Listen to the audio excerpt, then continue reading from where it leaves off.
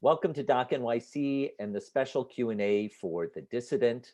I'm Tom Powers, the festival's artistic director. I'm pleased to have with us the film's director, Bryan Fogel, who's in Los Angeles, and Hatice Cengiz, who's joining us from Istanbul. Bryan and Hatice, thank you for being here. Bryan, let me start with you. What drew you into the story of Jamal Khashoggi? Well, coming out of Icarus, I think I felt a burden, a responsibility to continue on the path of making documentary film that I felt would have an impact, that could possibly have a change in the world. And what came from Icarus was when the film was released in August, Russia was still going to the Olympics. And 5 months later, the impact of that film led to the IOC banning Russia from the 2018 Olympics. And so I saw the power that documentary could have in changing perspective. And as the story of Jamal's murder began to unfold in the press around the world, what I was stricken by was that in many media outlets, Jamal was being painted as Muslim Brotherhood. He was being painted as a terrorist sympathizer. He was being painted as bin Laden. And as I started to read his writings in the Washington Post, and at the time I did not know, Jamal, even though he was incredibly well known in the Arab world, I saw that this could be further from the truth, that in fact, this man was advocating for free speech. He was advocating for human rights in his country. He was advocating for not an overthrow of the kingdom, but instead just including the people into the decision-making process, and that he was in fact a moderate. And as I read this, I began to feel great compassion for Jamal, but also it was a reflection of what was going on in our climate today, not just in Saudi Arabia, but as we find ourselves in the United States and other democracies that feel at risk. And so I just started to go, wow, I think that somebody needs to really take this story on. Literally, as the Saudis admitted that Jamal had in fact died in the consulate, I reached out to the Washington Post. I was there on October 24th, meeting with Fred Ryan and David Ignatius and Shane Harris and those that knew Jamal. And the Post said just 3 weeks after he was killed on October 2nd. And the Post said, well, if you're able to do this, we're pleased to help you. You let us know. And the biggest variable for me was I didn't want to tell an archival film of Jamal because he was gone, and I needed people who were going to watch this to hopefully fall in love with him, to have an emotional connection to him, because I felt that if you could create that emotional connection, people might be empowered to do something, to try to create change. I made an inroads with Hatice through a translator, actually through a human rights lawyer here in the United States. And we got on the phone. It was now maybe November 1st. And we spoke through a translator, and the conversation was pretty much just kind of me crying and Hatice crying and saying, look, I'm not ready to do anything yet, but call me back in about 10 days. So I called back about 10 days later, and she invited me to come meet her in Istanbul. So I went there without a camera, without a crew, just to meet her. And I ended up staying in Istanbul for 5 weeks. And the two of us met countless times over those 5 weeks. And each time we cried, and Hatice was in terrible mourning. And I said, look, I want to tell this story because I want the world to love Jamal. And he's the way, and you are the way that people can care about this man and hopefully bring justice. And so after those 5 weeks. Let me bring in Hatice at this point, and Hatice, ask you about your experience in meeting Bryan, and what you responded to in the questions he was asking you that made you want to participate in this film. Yes, it was very hard to explain, but as Brian explained everything from the beginning, it's a whole true story and very long story we had been together.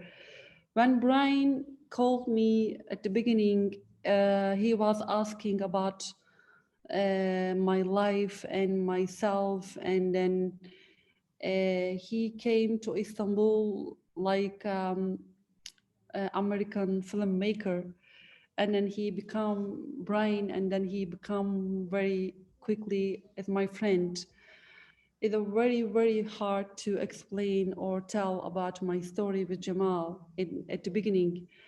After the murder, maybe 2 months later, or maybe 1.5, and he understood the story, and he felt what I felt, and he bring me very big space to sit with him without shooting, and he he took my trust before he started shooting, and then he understand very quickly the culture in Turkey and my culture and my my environment, and then he did not ask me a lot of questions, just he listened. And then I felt more and more comfortable when I started speaking about my story, and we went a lot of places which we went, me and Jamal, together. And then I felt more sad, but at the same time more like hopeless or hopeful for the future, because I lived the story again without Jamal at the same places, and I trust him as a friend. I trust him as a human being, not a filmmaker or American filmmaker. So I felt myself like I just he recording the story and his story at the same time. I just helping him, or I just helping myself, and I'm helping for Jamal because of Jamal. So the story complete like this way at the beginning, and then and I wasn't speak any English word at that time. It was too difficult to. Yes, I know. I still not very good speaker, but now I understand well more than before. So he let me say in a very important uh, sentence, maybe Brian made this story alive at the end of life, our life. And Jamal was looking for the good life for everyone in the Middle East. He couldn't do that, but Brian helped this idea, and in with this film, this idea will alive more than Jamal. I mean, Jamal was 60 years old. Yes, I know it's a very big pain for all of us, not just for me, but I wasn't understand when he called me and explained the story, what he will do for this story. Now I understand. He, I think with this film, we will leave Jamal's story. We will love Jamal again and again and again. It will be not finished. Okay, so I'm more, I can say more happy and more hopeful for the future, for Middle East. So so that's why, and I think if Jamal with us right now, he will love Brian too. So I Well, can say there thank is you a for lot, kind of there is a lot of things we have to say, but the time is short, and then you guys watch the film. The film explain everything, and and I want to say, say again to Brian, thank you very much, Brian. We love you. You are a very special man, by the way. I love you too. Thank you for trusting me. Brian, Yeah, anything you want to say in response to that, Brian? was just going to say, you know, we're 2 years from his murder, and there's still been no justice, or none. And what has been so incredible for me is to watch Hatice go through this horrific loss, pick up the pieces of her life, learn English, and she is the only person on this planet that every day wakes up and goes, how am I going to seek justice for Jamal? How am I going to change public opinion? And I'm so optimistic that this film, if it can be seen by the world, can do that. And Hatice is so inspiring to me. And for me, like, this is now a lifelong journey. It wasn't making the film. It was, I'm going to continue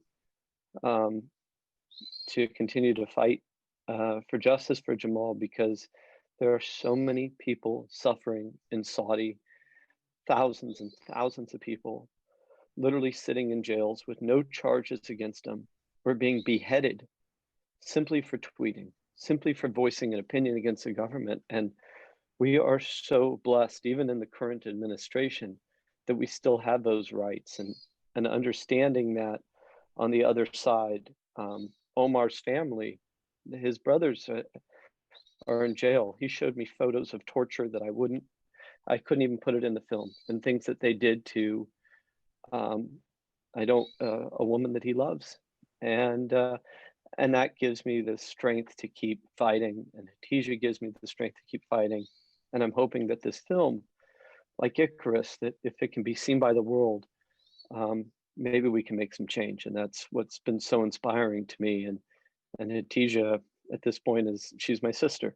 And I have just so much love and respect for the work that she's doing, and that I get to be a part of it. So Hatice and Brian, as I ask you each one more question, Hatice, I'd like to ask you, here this film is getting previewed for an American audience at our festival. It'll soon be coming to a larger audience in December when it's more widely released. What would you like Americans specifically to take away from this film, and what should we be focused on today about our country's relationship with Saudi Arabia? I think our message is so clear, and maybe my expectation from the American audience is support this film at the beginning, at first, and then changed the politics, the situation in the politics in the United States, because they should ask these questions which we ask in this film. And we have to ask why they kill Jamal. We should hold accountable those guys, those killers. What's the difference if someone if the very rich country like Saudi Arabia, and we try to cover up this crime? What's the reason? And we ask these questions with American audience when the film released in the United States and around the world, and then every day again the same question, and the people will think, we will start to think the same way. I mean the politicians, not the civil people, and then we will win together. Because when sometimes we try to get away from the problems and from the crimes, we can't change our minds. But with the films, with the news, with the events like that, and we try to repeat the same issue again, and then they will change their mind. So we have to ask this question with the American people. And then also what I want to say is a very important, I think, the point. I think there is no a lot to say to word if you cover up this crime. what I mean, what is the values, the American values, which we were hearing from the people, from the politicians always for the Middle East, like democracy, human rights, human being, and they kill for one stage or one situation, they kill whole values. But after that, what you will say for the future? If you get more money, more money, more money, and then what's next? It's my question. So it's the time to save and yes, save your values in this time with this crime. So it's time to support this film because of your values. Bryan, in the United States government, there may be people who say the death of Jamal Khashoggi was a tragedy. We've got to move past that in order to fulfill other foreign policy objectives with Saudi Arabia. I wonder if you could, finish up now by kind of speaking to that mentality. Can you repeat? First is he was asking the continuation of speaking with what kind of the future holds, Hatice. Can you hear me? Yeah. Okay. Yeah. So, what I was going to say is, I think there's two things. First is what is really so important about, this festival in Doc NYC is because of COVID, our release was delayed and our release was delayed. And on November 20th, the G20 is being held in Saudi Arabia. And the 20 richest countries in the world are going to go to Saudi Arabia or virtually and essentially kiss the ring of MBS. And what they're doing is saying to this man and to this kingdom that it is okay that you had 900 beheadings last year of basically political dissidents. It is okay that you cut this man up in the consulate. It is okay that tens of thousands of people sit in jails and that women have no rights, but we're still happy to take your money and do business with you. And that isn't just a US problem. That is a global problem. At what point do we as humanity say that human rights and freedom of speech and freedom of press and freedom of journalism is more important to us than selling weapons to a country, or taking $500 million into AMC theaters, or $500 million into Live Nation Entertainment, or billions and billions of dollars into SoftBank, which then uses this money to invest in all these American tech companies. And what we're seeing is, with this, not to speak about, I'm very, very grateful that we have a distributor for this film, but we've also struggled to have this film come out through, the global streaming platforms. And the answer obviously is clear, that this is a business and economic interest. And I think that this doesn't bode well for documentary filmmakers who seek to keep telling stories like this. And it's I think a scary time where we as truth tellers are on the threshold of being able to continue these stories and find an audience for these stories. If the media companies themselves, are essentially in business with totalitarian regimes, with countries such as Saudi, and are willing to take their money in place of human rights. And when you talk about the US perspective of this, one thing I will say is that I believe is that there is real support in Congress, bipartisan, to have change in our relationship, to hold the Saudis accountable. And in the film, if you saw, I picked 3 Republicans actually to admonish the administration: Lindsey Graham, Rand Paul, Bob Corker, because I didn't want to create a partisan issue. What I wanted to show is that the American people in Congress actually wants to do something, and that it's the administration that does not. And if you read Bob Woodward's book last month, I mean, Trump literally came out in a recording and said, "I saved MBS's ass," meaning he pushed this under the carpet intentionally to take the money for these business interests are. And America doesn't have to be that way. I will say, and not getting political, Joe Biden released a statement on October 2nd on Khashoggi's second anniversary. And to paraphrase that statement, he said, "If I'm elected, I intend to reevaluate US-Saudi relations, and I intend to see what I can do as president to hold Saudi Arabia and MBS accountable for the murder of Jamal Khashoggi." So, I think there are reasons to be optimistic, and I'm really hoping that this film, even ahead of the G20, can be a rallying cry for people to go, we can write our congressman, we can do something, and I'm optimistic. Well, we have to wrap it up there, but it's been a fascinating conversation. I'm very grateful to you both, Hatice from joining us from Istanbul, Bryan Fogel joining us from Los Angeles. Thank you for this film, and thank you for this conversation. Thank you very much.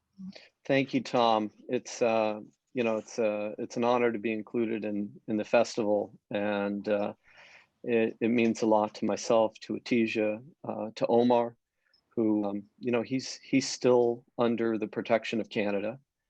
He's under 24-hour surveillance. He continues to receive death threats on his life. So this story is very real, and it's continuing today. And I'm optimistic that maybe Omar's family can be released as a result of this film, or maybe there can be some accountability. But I'm grateful to you and the festival, and I'm hoping that everybody who sees this film will not only saw but feel impassioned to try to do something to make change. Well, thank you very much. Thank you. Thank you for hosting. Thank you, Tom.